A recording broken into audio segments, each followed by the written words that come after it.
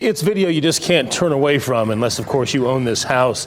A home being swallowed up in the surf on the Outer Banks. This happened in Rodanthe on Friday. The unoccupied home had been threatened for some time, and it finally gave way to the ocean swells caused by Hurricane Ernesto.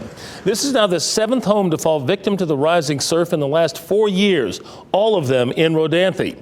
WRO's Brett Nee spoke with a man whose summer home is very close to the one that just collapsed into the ocean.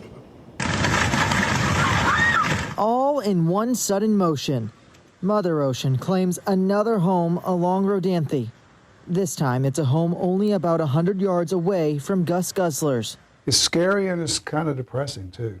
Guzzler says the debris from this home caused him to cancel the next 2 weeks of renters at his house up the beach. He says every time this happens, it creates a bigger sense of urgency in the community that it's time to move these homes further from the shore. It's outrageously expensive and you get no help. You're all on your own.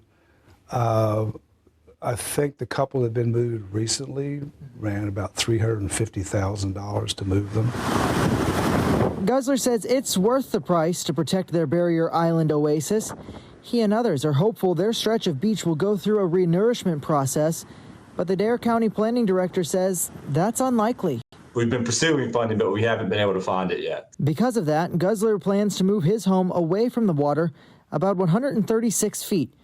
He hopes to do that after the first of the year so he doesn't have to continue to deal with scenes like this.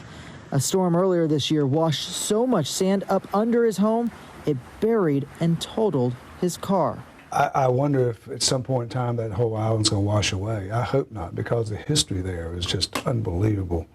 A Blackbeard and everything else. Brett Nee, WRAL News, Rodanthe.